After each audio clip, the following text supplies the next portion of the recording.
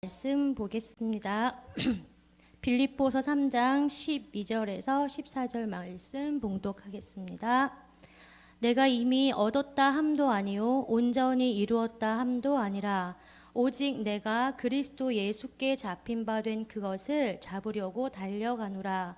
형제들아, 나는 아직 내가 잡은 줄로 여기지 아니하고 오직 한 일, 즉 뒤에 있는 것은 잊어버리고 앞에 있는 것을 잡으려고 표대를 향하여 그리스도 예수 안에서 하나님이 위에서 부르신 부름의 상을 위하여 달려가노라. 아멘. 이 시간에는 영원한 투자라는 제목으로 안류대학원 학장이신 김철현 선교사님 통해서 말씀 들을 텐데요. 이 시간에 이제 저희 영적 눈이 훤히 열리는 응답의 시간 되기를 기도합니다.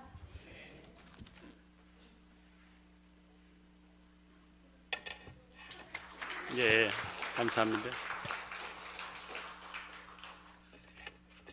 제가 한국에 와서 교회에 가면은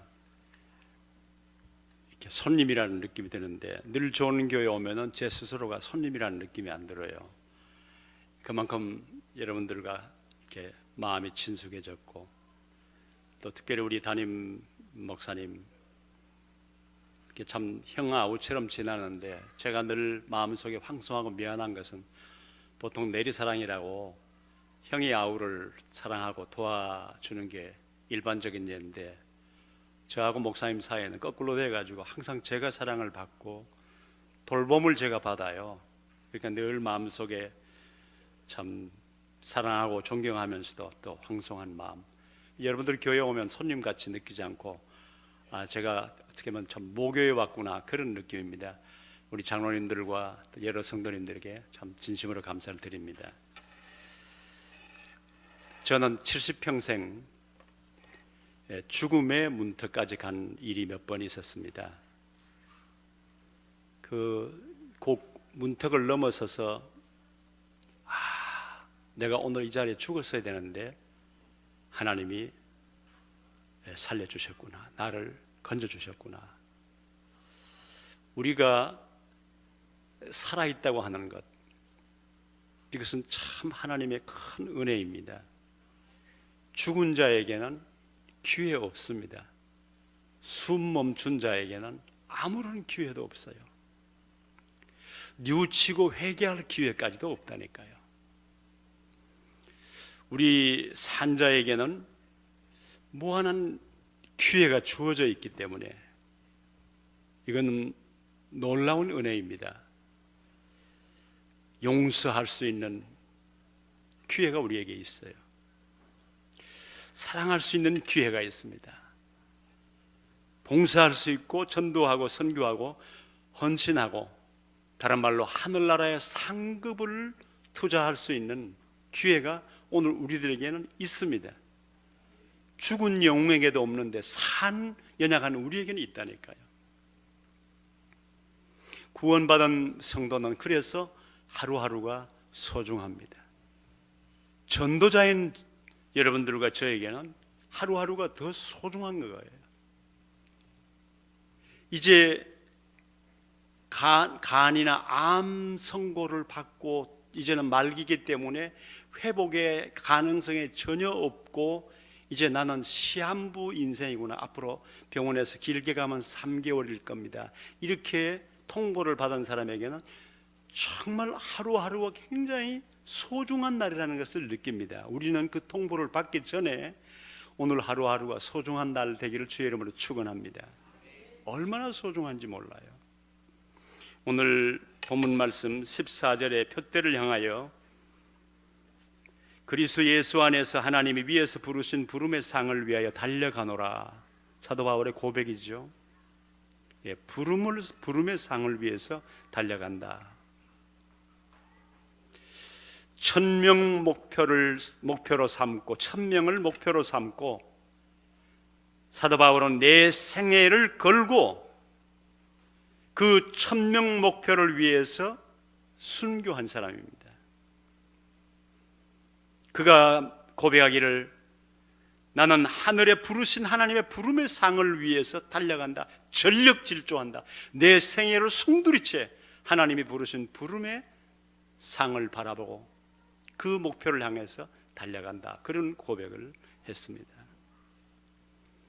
마침내 그는 정말 하나님의 부르신 부름의 상, 모든 유대인들은 유대인들에게만 구원이 있다고 생각하는데 하나님은 바울에게 이방인을 하나님이 구원하시기를 원하신다는 사실을 알고 이 복음을 이방에 다니면서 전파하고 또 성경을 기록을 했습니다. 사도 바울이 하늘나라에 갔을 때에 예수 그리스도께서 사도 바울을 위해서 준비한 그 상이 어떤 상인지 우리는 상상을 하지 못합니다. 그러나 아마 그 상은 우리가 한번 상상할 수 없는 그런 상이라고 생각을 합니다. 혹은 어떤 사람들이 목사님, 나 같은 죄인이 구원받은 것으로 그것도 감지덕지지 무슨 상을 바라보겠습니까? 혹시 겸손의 생각을 하실는지 모르지만 우리가 천국에 딱 입성했을 때에 많은 사람들이 이 지상에 사는 동안에 전도자로 살고 주의 몸된 교회를 위해 헌신하고 그렇게 살았던 너희 행한 대로 내가 갚는다고 말씀했으니까 하늘나라에 가실 때 상을 바라보면서 많은 사람들이 아마 엄청나게 충격을 받을 것이라고 생각합니다. 왜 그런가 하니 우리가 건강하게 100년을 살아도 영원한 다음 세계는 본론 중에 본론이고 이건 서론 중에 서론입니다. 그러니까 점 찍는 거에 불과한 거예요. 여러분, 얼마 전에 브라질 리우에서 올림픽이 있었습니다. 우리 한국에도 한국 선수들도 금메달을 여러 개 받았죠. 여러분, 올림픽 대회에 금메달을 받기 위해서 그 사람들이 얼마나 많은 땀을 투자하고 얼마나 많은 시간을 투자했겠습니까? 그리고 그 올림픽 금메달 받은 것이 얼마나 자랑스러운 상입니까? 노벨상 정말 가문의 영광입니다. 국가의 자랑이죠. 대통령 정말 최고의 성공 아닙니까? 그런데 그것이 영원한 투자일까요? 시한부 투자일까요? 영원한 투자하고 상관이 없죠. 그것이 하나님 앞에 갔을 때에 그게 무슨 보상을 우리가 요구할 수 있겠습니까? 만일에 예수는 안 믿었는데 내가 대통령 됐습니다. 나 이 대통령직으로 내가 천국 갈 수 있는 티켓을 바꿔주십시오. 불가능하겠죠. 노벨상도 마찬가지입니다. 우리가 그리스도 예수 안에서 구원받았다고 하는 것은요, 엄청난 사실입니다. 대통령까지 성공했는데 그거 가지고 천국 갈 수 없잖아요. 노벨상까지 받았는데 그거 가지고 천국 갈 수가 없지 않습니까? 그런데 어떻게 보면요, 우리는 그 노벨상을 받는 그 성공 그 이상에 있다니까요. 그 위에 있는 것입니다. 우리가 구원받았다고 하는 이 구원은요, 세상이 그 어떤 것하고도 비교할 수 없는 거예요. 금메달과 노벨상 대통령직, 그거하고 비교할 수 없는 것입니다. 우리가 구원받았다고 하는 것은 그 위에 있는 거예요. 그러니까 성경 말씀에 그리스도와 함께 다시 살리심을 받았으면, 골로새 3장 1, 2절에 그리스도와 함께 다시 살리심을 받았으면 위의 것을 찾으라, 위의 것을 생각하라.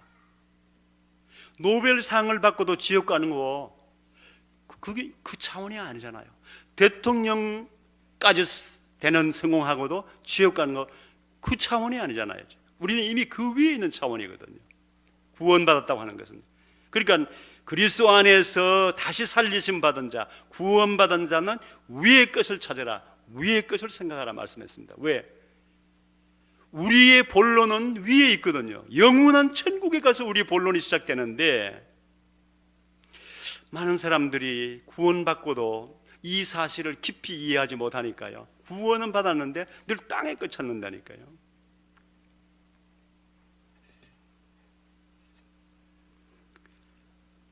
오늘 저는 여러분들에게 한 가지 질문을 하기를 원합니다. 이 중에 30평생 살아오신 분, 40평생, 50평생 혹은 70평생 살아오신 분들이 있을 것입니다.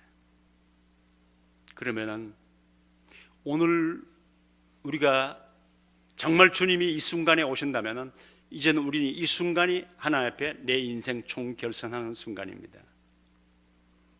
그럼 총결산할 때에 우리가 지금까지 살아오고, 우리가 지금까지 애쓰고, 우리가 지금까지 고민하고, 우리가 지금까지 투자해온 것, 그것이 영원한 투자, 영원한 투자가 얼마나 될 것인가.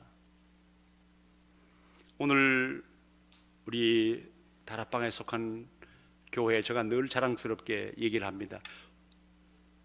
어제도 우리 한국 교계에 아주 신학자로서 권위 있는 그 신학자를 만났는데, 그분의 사무실에 갔더니요, 어떤 그 기독교 무슨 신문인가 기자가 와 있고 중요한 분들이 와 계시더라고요. 그래서 제가 그 박사님을 이렇게 대접하러 갔으니까 거기 같이 사무실에 계시는 분들을 같이 가서 식사를 하자고 그래서 제가 식사 대접을 했는데, 다락방이 왜 문제가 됐습니까? 하고 이제 질문을 하더라고요. 그래서 제가 쭉 설명을 했습니다. 너무나 귀한, 정말 우리 다락방 교회는 성도들의 기도가 다르고 성도들의 삶의 방향이 다릅니다. 수십 년 동안 늘 일관되게 강단에서 전하는 말씀이, 우리는 세상의 것을, 세상이 뭐 잘 되고 세상에서 뭐 번영하고 세상에서 뭐 그런 얘기 하지 않습니다. 우리의 원래 목적은 하나님이 원하시는 천명, 하나님이 원하시는 세상 살리고 하나님 원하시는 후대 살리는, 전도하고 선교해서 생명 살리는 그 일이 우리의 주 목적이고, 여기서 공부 잘해가지고 장학금을 받고 미국에 가서 좋은 명문 대학 가도 그들의 마음속에는 내가 공부하는 것은 뭐 세상에 좋은 데 취직하기 위해서가 아니고, 내가 취직을 하든지 뭘 하든지 내 제1의 목적은 하나님이 원하시는 세계복음화, 그 다음에 내가 일하는 그 잡은 두 번째. 이렇게 유치원 때부터, 아니 태아 때부터 우리 교회는 그렇게 교육을 시킵니다. 그러니까 생각이 다릅니다. 선교 대회를 하고 우리 여러 대회들이 있는데, 그럴 때마다 성도들이 우리 한 가정이 선교사님 한 가정을 파송할 정도로 그것이 우리 기도 제목이 되어 있습니다. 성도들의 기도 제목이 되어 있습니다. 또 WRC 때나 세계 선교 대회 때 우리 한 가정이 선교사님 한 가정 항공료를 대는 것이, 그것이 기도 제목으로 되어 있습니다.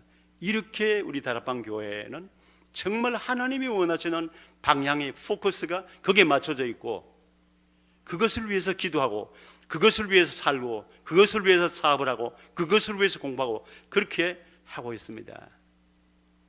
그랬더니 이분들이 굉장히 관심을 가지고 들으시더라고요. 오늘 사도 바울이 하나님의 부르심의 소원, 천명 목표를 위해서 자기 생애를 송두리째 드리고 순교하는 삶을 살았는데, 오늘 제가 지금까지 만난 많은 분들 중에서 정말 하나님의 소원을 나의 소원으로 가슴에 새기고 그 일을 위해서 산 사람들을 제가 개별적으로 만났는데, 참 그 하나님께서 그분들을 얼마나 귀하게 쓰는지 저는 그것을 주변에 있는 분들을 통해서 봐왔습니다. 지난번에 저희 교회에 와서 간증하신 분이 참 좋은 화장품의 김광석 장로님이신데, 그 김광석 장로님이 자기 교회 담임 목사님 곽선희 목사님 이제 미주 순회할 때에 산업인들이 돌아가면서 이제 목사님을 잘 좀 모시려고 하는데 자기 차례가 돼가지고 그때 집사 때인데 이제 목사님을 모시게 된 거예요. 그래서 동부로 와가지고 프린스턴 신학교, 그 다음에 풀러 신학교에 가서 풀러 신학교 총장님이 이 곽선희 목사님 만나자마자 우리 학교에는 한국 학생들이 100명이 넘게 이렇게 많은 학생들이 와 있는데 우리 한국 학생들을 좀 도와주십시오. 목사님 교회에는 기업가들이 많이 있다고 하는데 그 산업인회에서 좀 펀드를, 기금을 마련해 주시면 우리 한국 학생들을 정말 우리가 도울 수 있습니다. 그럼 총장님 한 얼마 정도면 되겠습니까? 미국 달러로 한 100만 불 정도면 그 기금으로 우리 한국 학생들을 잘 도울 수가 있습니다. 그래서 우리 교회 가서 일단 전하도록 하겠습니다. 그런데 이제 수행원이 이 김광석 참전 화장품 그때 집사님인데, 그러니까 수행원이니까 얘기를 하게 됐을 거 아닙니까? 이제 김광석 집사님이 그 얘기를 듣고 우리가 산업인회에 가서 제가 잘 전하겠습니다. 그리고 기도하는 가운데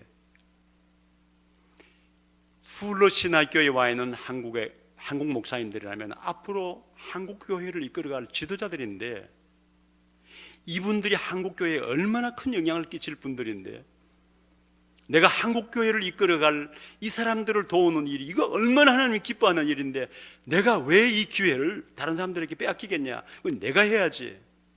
그래 목사님께 제가 하겠습니다.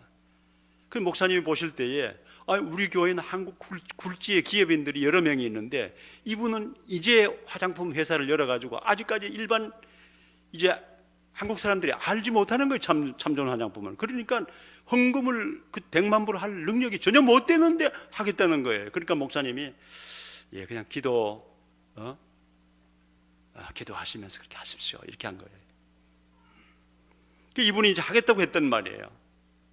그리고 이제 돌아와 가지고 정말 이거 100만 불 만들려면은 그때 800대 1이니까 8억을 만들어야 되는데 이거 뭐 1억도 없는데 어떻게 8억을 만듭니까? 그래가지고 자꾸 미루다 그러면 IMF가 터져버린 거예요. 800대 1이 900대 1, 1000대 1, 1200대 1까지 올라갔습니다. 그때 이분이 이제 고민을 하게 됐습니다. 자, 내가 이 일이 없었던 일로 해도 목사님도 문제 안 삼을 것이고 하나님도 문제 안 삼을 것이고 없었던 일로 할 것이냐, 서운한 것은 해로울지라도 갚으라고 했는데 내가 목사님 앞에 약속한 건 하나님 앞에 서운한 것이나 마찬가지인데 이것을 지킬 것인가 고민을 하게 됐습니다. 고민을 하다가 아니다, 내가 서운한 것은 지켜야지. 그래서 직원을 불러서 12억을 어떤 방법으로든지 꾸어서 12억을 만들어라고 그랬습니다.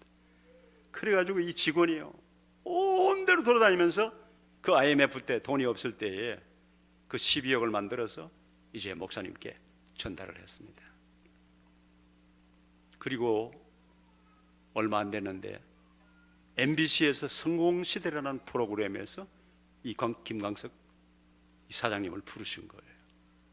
한 50분 동안 대담을 하는데 아직까지 참전 화장품이 뭔지 한국 국민들이 아무도 모르고 있는데 그 MBC 방송 한 50분 동안 그 방영을 통해서 안방에 있는 모든 아줌마들이 이야, 설립자가 저런 마음으로 최고의 화장품을 만들어 한국의 최고의 브랜드를 만들고자 하는 그런 중심으로 한다면 돈 벌 목적이 아니라 한국의 명예, 한국인의 명예를 걸고 만들겠다는 그 이야기를 듣고 입소문으로 그냥 알려지게 된 것입니다. 그러니까 그 다음에 이 참전 화장품이 세상에 알려지게 됐고 또 하나님께서 그의 기업을 축복을 하게 됐습니다. 저는 지금까지 우리 다락방에서 그 교회마다 많은 중직자들이, 많은 성도님들이 얼마나 헌신하는지요. 그런데 그리고 또 앞으로 우리가 응답받아야 될, 경제에 응답받아야 될 그런 제목들이 많이 있잖아요. 저는 확실히 믿기로는요, 하나님이 지금도 사람을 찾고 있다고 생각합니다. 분명히 이 온 우주의 주인은 하나님이시고 은도 금도 내 것이라고 말씀했습니다. 하나님은 지금 맡길 자를 찾고 계시는 거예요. 물질을 주실 자를 찾고 계십니다. 그런데 많은 경우에 결정적인 순간에 계산 쪽으로 기울어요. 대체로 보면은. 그런데 많은 사람들이 나름대로 다 응답을 받는데, 특별한 응답을 받는 사람들의 공통점, 결정적인 순간에 계산을 버리고 하나님의 기적을 선택하더라고요. 결정적인 순간에 자기 생각을 버리고 하나님을 의존하더라고요. 지금까지 많은 응답받는 사람들 중에 특별히 하나님의 특별한 응답을 받는 사람들은 결정적인 순간에 인간적으로 기울지 않고, 계산적으로 기울지 않고, 하나님의 말씀에 순종하는 쪽으로 기울이고, 하나님의 역사를 기대하는 쪽으로, 하나님이 어떻게 하시는가를 보자, 그쪽으로 선택을 하더라니까요. 사람들이 볼 때는 굉장히 무모한 짓인데 그 다음에 기적이 일어나더라니까요. 여러분, 아브라함과 조카 롯이 한 집안에 또 한 지역에서 같이 살다가 이제 헤어질 때에, 서로 이제 분가해서 지역을 나누자 할 때에, 아브라함이 자기 삼촌입니다. 그리고 조카는 그 롯은 자기 조카입니다. 절대 우선권이 자기에게 있습니다. 이 두 사람들은 다 목축업자들입니다. 유목민들입니다. 이 유목민들에게 가장 중요한 것이 무엇입니까? 환경인데 초목입니다. 풀이 많은 들판이 있어야 되거든요. 물이 있어야 됩니다. 그게 굉장히 유목민들에게는 제일 중요한 조건입니다. 그런데 그 조카 롯에게 우선순위를 양보했습니다. 그러니까 뭐 때는 이때라 생각하고 조카 롯은 요단 동편들, 풀이 있고 물이 있는 요단 동편들을 선택했습니다. 아브라함은 뭐 볼 것도 없죠. 베델 산악지대를 선택할 수밖에 없게 된 것입니다. 그런데 그 결과는 어떻게 됐습니까? 결과는 인간의 예상과 환경과 조건과 모든 상식을 훨씬 넘어서는 아브라함에게 축복이 쏟아졌습니다. 그 이유가 무엇입니까? 아브라함이 양보하는 이유는요, 바보라서 양보하는 것이 아니고, 내가 되고 안 되고 성공하고 실패하고 이 모든 것은 하나님의 절대 주권에 있고 하나님 손에 있다는 사실을 믿었습니다. 그리고 하나님께서 창세기 12장에 너로 하여금 복의 근원이 되겠다고 말씀하셨습니다. 이 말씀을 이미 아브라함은 가진 거예요. 그러니까 모든 우선권을 조카 롯에게 양보할 수 있었습니다. 오늘 우리 사여전도회입니까? 사여전도회 헌신 예배인데요, 제가 미국에 살면서 토요일 날, 이 사람들은 안식일 날 예배를 드리니까요, 유대인 회당에 가서 그분들이 예배하는데 참여를 했습니다. 2시간 반 예배를 드리더라고요. 네. 그리고 저는 늘 그랬습니다. 유대인 회당에 가보기 전에는 세계에서 유일하게 새벽기도 있는 교회는 한국 교회뿐이다, 이렇게 말을 했어요. 근데 한 30년 전에 유대인 회당에 가본 이후로 그 말을 하지 않습니다. 왜 그런가 하니, 유대인들도 우리처럼 그런 새벽 예배는 아니지만은 개별적으로 아침에 뉴저지의 유대인들이 많이 군데군데 많이 살고 있습니다. 그 사람들은 집단촌을 이루고 있습니다. 그런 거 아니, 안식일 날은 자동차를 구르면 안 되잖아요. 걸어가야 되잖아요, 회당까지. 그러니까 그 회당 중심으로 집단촌을 만들고 살고 있어요. 근데 이분들이 사업은 대개 다 맨하탄에서 많이 해요. 근데 아침에 맨하탄에 자기 사업장에 나가기 전에 회당에 와서 먼저 기도하는 거예요. 기도하고 가는 거예요. 그리고 그날 이제 자기들 예배를 다 마치고 난 다음에 그 랍비 그 사무실에 가가지고 쭉 자기들이 일주일 동안 어떻게 프로그램이 어떻게 진행되는지를 다 얘기해 줬는데, 매일 새벽마다 이 새벽 기도에 나오는 사람들이 많아서 2번 한대, 2번. 이게 새벽 기도도 1, 2부가 있는 거예요. 이분들도 아침에 회당에 와서 먼저 기도를 드리고 이제 출근하고, 또 어떤 사람들은 마치고 집에 가기 전에 회당에 들려서 기도하고 간대요. 물론 기도의 개념은 우리하고 다르겠죠. 그런데 한 번은 한여름에 학교 다 방학을 했을 때 제가 어느 수양관회를 갔어요. 기도원회를 간 겁니다. 갔더니 거기에 유대인 청소년 캠프 팀들이 거기 와 있는 거예요. 와 있는데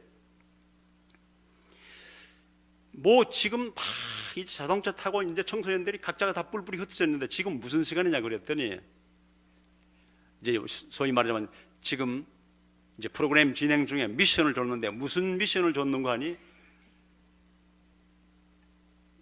앞으로 2시간 내에 어디를 가든지 가가지고 가장 싼 칫솔, 가장 저렴한 치약을 사오는 게 미션이에요. 근데 거기는 도시가 아닙니다. 여기는 벌써 이게 수양관이 있는 장소니까 깊숙한 산에 와 있고 도시는 멀리 있고 민가도 멀리 있고 띄엄띄엄 가게도 있고 띄엄띄엄 자동차 타고 한 30분씩 30분씩 가야 뭐 가게도 있고 집들이 있는 그런 지역이었어요. 그러니까 이제 이 청소년들이 그 미션을 받았으니까 밖에 나와가지고 자기 자동차를 타고 각자가 막 이 주변에 돌아다니는 거예요. 이렇게 유대인들은요 어려서부터 이 경제에 대한 교육을 시키고 그 경제에 대한 교육이 아주 어려서 할아버지로부터 가족 식탁에 둘러앉아서 거기서부터 이제 교육을 시키는데, 그러니까 제가 남미에서 한 9년 동안 여러 나라 여러 도시를 다녀봤는데요, 남미도 도시의 경제권을 점점 유대인들 손으로 다 넘어가고 있어요. 심지어 파나마에서는 유대인들이 백화점 문 닫아버리면 파나마 사람들이 갈 데가 없대요. 우리 유대인 명절이라 이래가지고 문 닫아버리면 파나마 사람들이 갈 데가 없다고 할 정도예요. 멕시코 시티에도 있었는데 멕시코 시티에도 그래요. 전 세계 경제를 유대인 이 소수의 사람들이 움직일 정도로 이 경제에 대한 교육을 어려서부터 철저하게 시키는데 그 교육이 뛰어난 교육이에요. 성경을 근거로 해서. 오늘 우리 사여전도에 한신 예배를 드리는데 아마 어린 아기들을 키우는 그런 어머니들이 아마 많은 것 같습니다. 오늘 우리가 여러 가지 해야 될 어떤 일보다도 저는 자녀 교육에 중점을 둬야 된다고 생각합니다. 제가 우리 아이들이 다 미국에서 태어나고 결혼하고 9년 만에 첫 아이가 났어요. 그러니까 자식 농사가 상당히 늦었어요. 제가 한국 나이 40살에 첫 아이가 났어요. 그리고 2년 반 터울로 3명이 났는데요, 저는 자란 배경이 한국이잖아요. 그러니까 미국에서 태어났는데 내가 미국을 너무 모르다가 보니까 내가 배운 대로 아이들이 말 듣지 않으면 미국에서 아이들 다리 걷고 회초리질 했다니까. 그거 미국에서 법에 걸립니다. 그런데 그거 얼마나 무식한지 그것도 모르고 아이들 때렸어요. 얼마나 엄하게 했는지 몰라요. 그리고 내가 자랄 때에 6.25 동란 때 5살에 피난 가고 이랬으니까요, 그때 우리 부모님들로부터 나 사랑한다 이런 말은 고사하고 그런 눈빛도 본 적이 없어요. 우리 부모님들로부터 사랑과 애정의 눈빛을 본 적이 없이 자랐다니까요. 그렇게 어려운 시절에 자랐는데 그때 그 당시에 문화가 그랬습니다. 또 자식 사랑한다는 말 하면은 좀 이상한 사람으로 취급당하던 그런 때였어요. 그러니까 내가 거기에 대한 아무런 상식도 없고 개념도 없다 보니까 심지어 미국에서 태어나서 미국에서 아이를 키우는데도 내가 아이들을 I love you 이 소리 한번 못 해봤다니까요. 그러니까 우리 아이들이 무슨 생각하는 거 아니에요? 자기 친구들 집에 가니까요, 참 부모님들이 아이들을 너무 사랑을 해주는 거예요. 막 뽀뽀해주고 이뻐해주고 또 학교에 태워주고 태워와야 되는데 태워주고 이제 차에서 내릴 때에 뽀뽀해주고 I love you 하고 막 이렇게 사랑해주는데 우리 부모로부터도 볼 수가 없거든요. 그러니까 아이들이 뭘 생각했습니까? 우리 부모님들은 우리가 안 이쁜가 봐, 우리가 안 사랑스러운가 봐, 우리를 안 사랑하는가 봐, 이런 오해가 이제 된 거예요. 거기다가 또 막 무섭게 하죠. 막 야단치죠. 그런데 이제 나이가 상당히 들어서 제가 또 이제 미국 문화를 많이 이해하고 난 다음에 어떨 때는 내가 너무 소중한 시간에 너무 소중한 것을 내가 너무 모르고 그 아이들에게 소중한 교육도 못 시켰고, 내가 목회에 올인한다는 그 차원에서 아이들에게 정말 아빠로서 제대로 심어줘야 될 것도 제대로 심지 못하고, 그것이 얼마나 지금 마음이 아픈지 몰라요. 우리 막내가 어리니까요. 초등학교 한 1, 2학년 때인가, 아빠 이번 토요일 날 어디 가요? 예, 사라야 미안해, 아빠는 토요일 날 바쁜 거 알지, 내일 주일인데 오늘 설교 준비해야 돼, 오늘 바빠. 갔어요. 그러니까 어리니까 그 다음 토요일 됐는데 또 잊어버렸는가 봐요. 또 아침에 온 거예요. 아빠 우리 오늘 토요일 날 우리 가족들 어디 가? 왜 그런 거 아니? 월요일 날 되면 이제 미국 학교다 보니까 아이들이 와가지고, 미국 사람들은 주말만 되면 가족이 어딜 가요. 1박이든지 2박이든지. 그러면 갔다 와가지고 아이들이 이제 참 어디 갔다 온 얘기를 하는데 자기들은 할 얘기가 없잖아요. 그러니까 두 번째 토요일이 됐는데 또 똑같은 질문하길래 똑같은 대답을 했어요. 또 세 번째 토요일이 됐습니다. 또 똑같은 질문을 해요. 오늘 어디 가느냐고 우리 가족이. 똑같은 대답을 했어요. 그때 아이가 알아차렸는가 봐요. 아, 아빠는 토요일 날 설교 준비해야 되고 가장 바쁜 날이고, 그러니까 우리 가족이 갈 수 없는가 봐.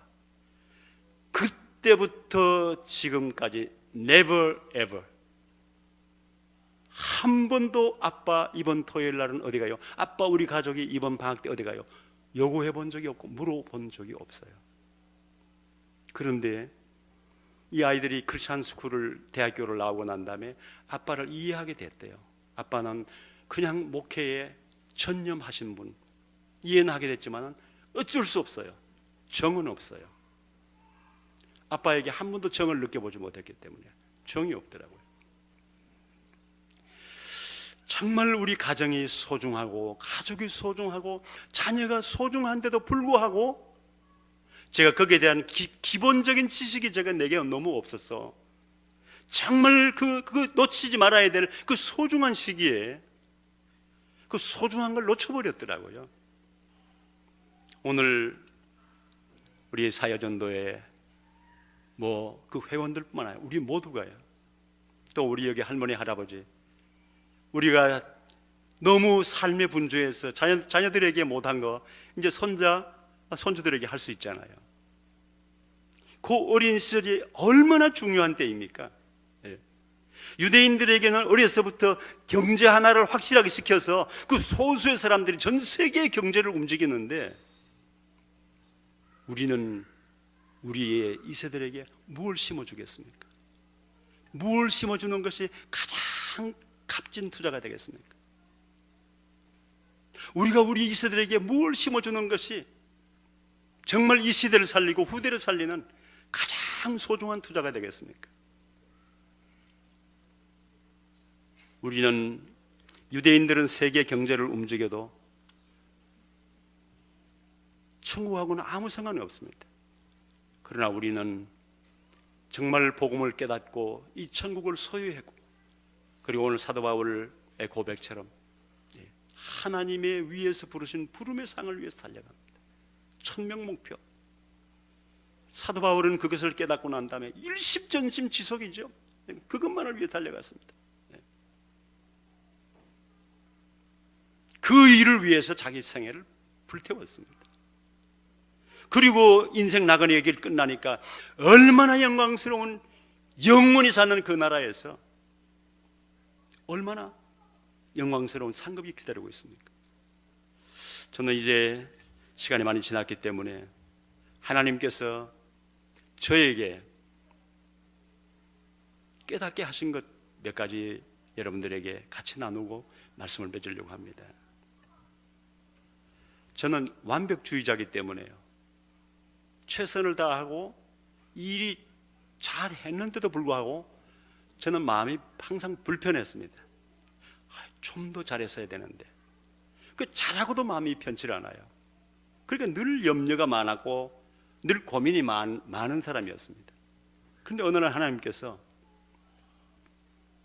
네가 왜 그렇게 고민하느냐고 그래요. 제 마음속에 대답은 하나님 다 아시지만 나는 내가 내 능력에 한계가 있습니다. 정말 나는 잘하고 싶은데, 완벽하게 하고 싶은데 완벽하게 한 것이 한 가지도 없습니다. 그렇게 내가 늘 고민하고 늘 불편합니다. 주님께서 뭐라 하신지 아세요?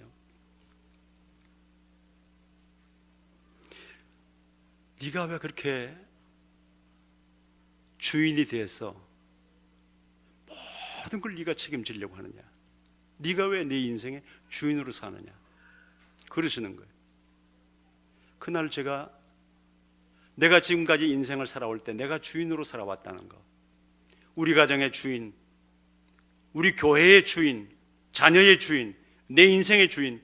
나는 능력이 없는, 능력에 한계가 있는데 늘 한계에 부딪히잖아요. 그러니까 내가 무거운 짐을 지고 살았던 거예요. 그날 제가 주님 앞에 울면서 회개했습니다. 주님, 이제 주님이 제 인생의 주인입니다.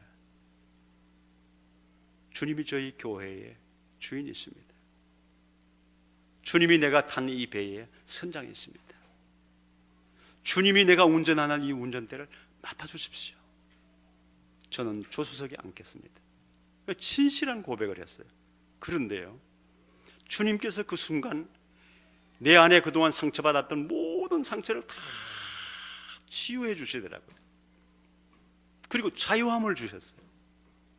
자유함을 주시니까 내게 평안이 밀려오는데요, 뭐 설명할 수가 없어요. 평안이 밀려오는데, 야, 주인이 바뀌고 나니까요, 문제가 없는 게 아니고 문제가 문제 안 되더라니까요.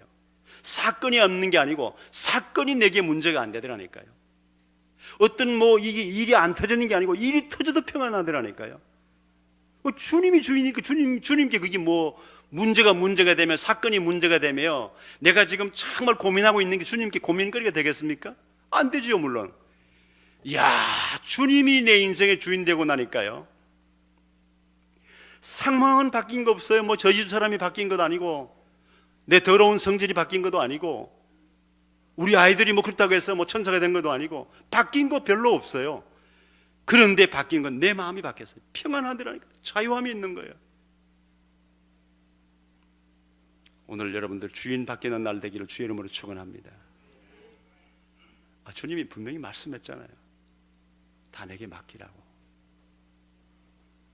또 우리의 능력의 한계를 주님은 잘 아십니다. 어느 날 주님께서 저에게 내가 늘 질문을 잘못하고 있다는 걸 깨닫게 하시더라고요. 참 지 사람이 왜 이렇지? 왜 좀 장로님이 저렇지? 왜 안수집사가 돼가지고 저 정도밖에 안 되지? 제가 늘 그랬거든요. 그래서 주님께서 질문을 바꾸래요. 그렇게 네 입장에서 질문하면은 갈등이 끊임없이 반복된다는 거예요. 왜 우리 남편이 왜 이래? 우리 아내가 왜 이래? 끊임없이 갈등이 왜? 질문 자체가 잘못됐기 때문에. 그럼 어떻게 되냐? 주님이 저에게 말씀하시는 것은 질문을 바꾸라는 건데, 하나님의 이유를 물으라는 거예요. 하나님의 이유. 하나님, 내가 복음 깨닫고 내 생애를 송두리째 드리기로 결심했는데 왜 경제의 문 안 열어주시죠? 하나님, 내가 이 복음 깨닫고 정말 이제는 사심이 없이 내 생애를 다 드리기로 결단했는데 하나님, 왜 이런 문제가 아직까지 있어야 됩니까? 하나님의 이유를 물어보라는 거예요. 보세요, 사도 바울은 자기 육체의 가시, 사단의 가시, 그 부끄러운 불치병, 그걸 치료해달라고 간절히 3번이나 기도했는데 하나님이 그대로 두셨어요. 그런데 하나님의 이유를 알아낸 거예요. 나로 하여금 자고하지 않게 하기 위해서, 교만하지 않게 하기 위해서. 왜? 교만해질 수밖에 없어요. 그 배경을 보면은 교만하지 않게 하기 위해서 이 질병을 하나님의 그렇게 간절히 기도했는데도 그대로 두신 하나님의 선한 이유를 깨달았어요. 감사하게 되죠. 그리스도의 은혜가 내게 머물게 하려 합니다. 그 원어의 뜻을 보면요, 지속적으로 그리스도의 은혜가 내게, 우리는 때때로 은혜도 받았다가 잃어버렸다 이렇잖아요. 그런데 지속적으로 내게 머물게 하려 합니다. 그 육체의 가시, 부끄러운 가시를 두신 이유가 하나님의 선한 계획이 있다는 것을 깨달았어요. 그리고 내가 약할 때 곧 강해지는 것이다. 내가 약할 약한 부분이 있고 부끄러운 부분이 있다는 것을 깨달을 때에 내가 영적으로 강해진다는 사실을 깨달았어요.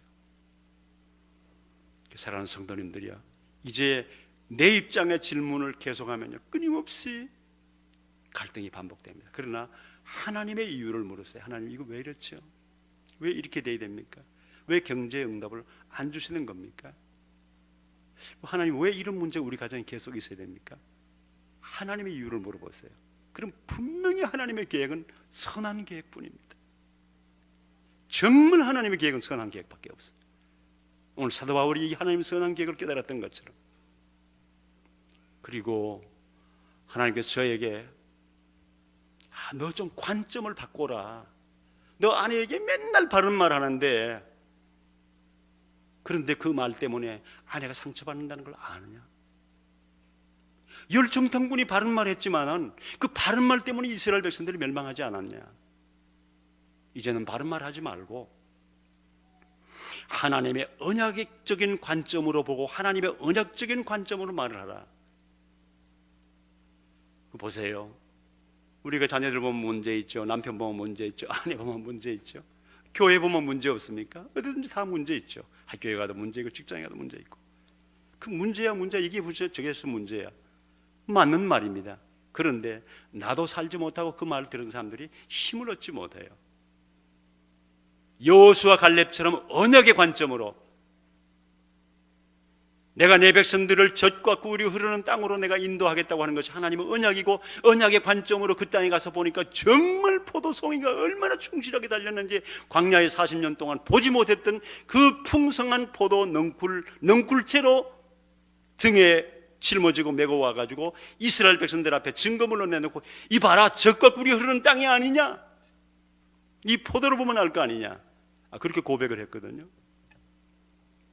우리가 성경에 뭐 전체가 다 언약이지만 특별히 로마서 8장 28절에 하나님을 사랑하는 자 곧 그 뜻대로 부르심을 입은 자들에게는 모든 것이 합력이 선을 이루셨느니라. 우리 가정에 이런 문제, 자녀에게 저런 문제, 또 사업을 하다가 이런저런 문제가 왔을 때 우리는 뭐라고 해야 되겠습니까? 여보, 낙심하지 말아요. 여보, 걱정하지 말아요. 하나님께서 분명히 모든 것이 합력해서 선을 이루신다고 말씀했는데, 이 일을 통해서도 하나님께서 분명히 우리에게 은혜를 주실 것입니다. 분명히 하나님께서 우리에게 좋은 것을 주실 것입니다. 그게 언약적인 관점이거든요. 그러면은 전합이 보고 그 문제를 통해서 기도하게 되고, 그 문제를 통해서 무너졌던 가정재단을 다시 회복하게 되고, 그 문제를 통해서 겸손하게 되고, 그 문제를 통해서 하나님의 은혜로 산다는 것을 고백하게 되고, 나의 나약함을 깨닫게 되고, 그 문제 때문에 하나님 앞에 엎드리게 되고, 그때부터 진짜 이제 새로운 시작이 되는 겁니다. 성도는 영적 전투 의식만 있어도 마귀에게 쉽게 속지 않습니다.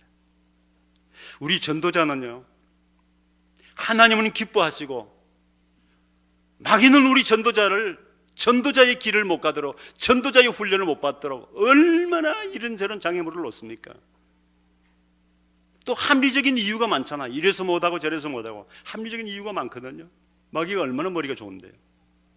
그런데 우리가 정말 전도제자로 훈련받는 우리들에게 영적 전투 의식이 확실하게 있으면요, 어떤 순간에도 안 속는 거예요. 내가 전도자의 길을 제대로 가려고 하니까 마귀가 이런저런 합리적인 이유로 그 길을 못 가게 하는구나. 나사렛 예수 그리스도의 이름으로 명하노니, 전도자의 길을 가지 못하게 하는 합리적인 이유로 나를 스탑하게 만들고 그 길을 못 가게 하게 하는 이 악한 세력들은 떠날지어다. 예수 그리스도의 이름으로 나를 전도자의 길을 가지 못하게 하는 이 악한 세력을 물리치고 나면 즉시 마귀는 떠나고 우리는 본궤도에 돌아오게 될 줄로 믿습니다. 우리가 정말 우리는 다 전도자고 전도자의 길을 가려고 결심한 분들인데, 가다가 보면 이런저런 장애물들이 있잖아요. 합리적인 이유 때문에 우리는 아직은 안 되겠다, 자꾸 뒤로 미루고, 나는 아직 아니야, 젊은 사람들은 해야 되지, 나는 나이가 들어서, 이런저런 합리적인 이유 때문에 우리가 거기에 속는 거거든요. 그런데 우리가 정말 이 영적 전투 의식만 가지고 있으면요, 속지 않습니다. 마지막으로 예배에 성공하면요, 다른 것은 다 따라옵니다. 아브라함의 창세기 12장에 너는 복의 근원이 된다고 하나님께서부터 신실한 약속을 받았는데 그게 응답이 안 오는 거예요, 받고도. 그런데 창세기 13장에 롯과 헤어지고 난 다음에 하나님 앞에 제단을 쌓았습니다. 정말 예배다운 예배를 드린 거예요. 이제 그랬더니 하나님께서 아브라함에게 너는 일어서서 동서남북을 바라보라. 네가 바라보는 이 모든 땅을 너와 내 자손에게 영원히 대대로 너에게 주리라, 이렇게 말씀을 했습니다. 이 예배의 성공이 얼마나 중요한지 모릅니다. 모든 응답은요, 예배의 성공에서부터 응답이 오는 거예요. 반대로 우리가 생각하면은 우리가 요즘 예배가 제대로 안 된다, 내 개인 예배도 제대로 안 되고 사모늘도 제대로 안 되고, 사모늘이 거기에 예배가 들어있는 거거든요. 그리고 뭐 참 교회에 와서도 예배에 큰 은혜가 안 된다, 예배가 좀 제대로 안 된다. 그런데 기도 응답이 오겠습니까? 전도가 되겠습니까? 그건 안 되는 거죠. 우리 삶에 있어서 예배가 우선이 되고, 우리 삶에 있어서 기도가 우선되고, 우리 삶에 있어서 정말 예배가 성공되면요, 다른 건 다 따라오게 되어 있습니다. 우리가 구원을 정말 노벨상으로도 바꿀 수 없는 구원을 하나님께로부터 그리스도 예수 안에서 선물로 받았는데, 우리가 그 은혜의 감격에서 하나님 앞에 최고의 것을 드릴 수 있다면 뭐겠습니까? 예배거든요. 예배의 성공과 함께 전도의 응답도 오고, 예배의 성공과 함께 경제의 응답도 오고, 하나님이 가장 기뻐하는 것은 예배입니다. 물론 예배 안에는 찬양과 말씀과 또 하나님 앞에 드리는 헌물, 예물과 모든 중요한 요소들이 있겠습니다만, 우리에게 예배가 얼마나 소중하다는 것이 우리에게 이미 들어와야 되는 거예요. 예배의 소중함을 깨달으면요, 혼자 있을 때도 예배합니다. 여행하면서도 예배합니다. 제가 오래전에 한 30여 년 전에 우리 교회 부흥회 강사님을 워싱턴에서 뉴저지로 모셔가지고 부흥회를 했는데요, 그 목사님이 이 예배에 대한 걸 얘기했는데 지금 30년 세월이 전 지금도 안 잊어버려요. 이분은 혼자서 자동차를 타고 여행을 하다가요, 자기 매일 개인의 예배 시간이 되면은 자동차 안에서 눈 뜨고 운전하면서 예배를 드리는데요. 그리고 자기 개인이 헌금도 한대요. 그 자동차 안에서. 예배가 얼마나 소중하다는 걸 그는 알기 때문에 그렇게 이분이 예배를 소중하게 드리는 분인데요, 이분이 집회를 하는데 얼마나 은혜가 되는지 몰라요. 얼마나 은혜가 되는지. 우리 늘좋은 교회 귀한 성도님들, 우리 다락방 안에서 가장 메시지가 좋고, 우리 다락방 안에서 가장 이 훈련 메시지 강사로서 가장 참 귀하게 쓰임받는 담임 목사님이 이 교회의 책임자고 담임 목사님이신데 얼마나 여러분들의 관심이 많겠습니까? 그리고 여러분들을 정말 어떻게 이렇게 전도 제대로 참 훈련해서 이 시대에 일당백으로 그 어떤 100명의 사람들보다도 우리 교회의 중직자 한 사람 한 사람이 그 일을 감당할 수 있는 이 시대에 하나님이 쓰시는 사람들을 만들어야 되겠다고 하는 그 마음에 한이 왜 없겠습니까? 그런 담임 목사님의 중심으로 또 모든 부교육자들과 모든 중직자들이 한 마음이 되어서 나갈 때에 하나님께서 반드시 교회에 새로운 증거를 주실 줄 믿습니다. 내 인생 총결산하는 날, 부끄러운 사람도 많겠지만 우리 늘좋은 교회 모든 성도님들은 주님 앞에 총결산하는 그날이 감격스러운 날, 그날이 정말 감격스러운 날. 정말 나는 주님 앞에 별로 한 게 없는데 주님은 나에게 이렇게 아름다운 이런 상급을 준비해 놓으셨구나. 그날이 그런 감격스럽고 영광스러운 날이 되기를 주의 이름으로 축원합니다. 오늘 특별히 우리 사연전도의 귀한 우리 회원들, 여러분들이 이미 자녀를 가졌으면 지금부터 자녀에게 내가 무엇을 심어줘야 되는지, 요 시기를 놓치지 말고 가장 교육의 효과가 좋은 이 시기에 정말 아이에게 무엇을 심어주는 것이 가장 소중한 선물이고 가장 좋은 투자인지 여러분들 생각을 하시고 그 아이들에게 정말 좋은 것을 복음과 함께 세계복음화해야 그 아름다운 꿈과 비전을 심어주시기를 주의 이름으로 축원합니다. 같이 기도하겠습니다. 살아계신 우리 아버지 하나님, 은혜를 감사합니다. 오늘 늘 좋은 교회 오후에 사여전도에 헌신 예배를 드리며 오늘날 많은 사람들이 열심히 고민하며 살지만은 하나님 앞에 결산하는 날 아무것도 아닌 것을 위해서 투자하는 사람들 세상에 너무 많은데 우리는 구원의 감격과 함께 하나님의 소원인 1000명을 나의 목표로 삼고 그 일을 위해서 일심전심으로 뛰며 지속적으로 그 일을 위해서 가며 그리고 어떤 경우에도 흔들리지 아니하고 하나님이 원하시는 그 일에 쓰임받기를 원하며 우리의 달려갈 길을 나의 달려갈 길을 다 마치고 하나님 앞에 서는 그날 부끄러운 순간이 아니요 영광스럽고 감격스러운 순간을 맞이하기를 소원합니다. 특별히 오늘 우리 사여전도회 귀한 하나님의 자녀들이 오늘 정말 마음을 모아서 헌신 예배를 드립니다. 또 그 귀한 가정에 하나님께서 귀한 자녀의 선물을 주셨는데 우리를 통해서 주신 그 생명들에게 하나님이 원하시는 가장 소중한 것을 투자하고 가장 소중한 것을 심어줄 수 있는 어머니들이 되게 해 주시옵소서. 하나님이여 정말 우리의 일생이 영원한 투자, 시한부를 위한 것을 위해 투자하는 것이 아니고 영원한 상급을 위해서 나의 삶을 투자하는 귀한 값진 삶을 살게 해 주시옵소서. 우리 주 예수 그리스도의 이름으로 기도하옵나이다. 아멘.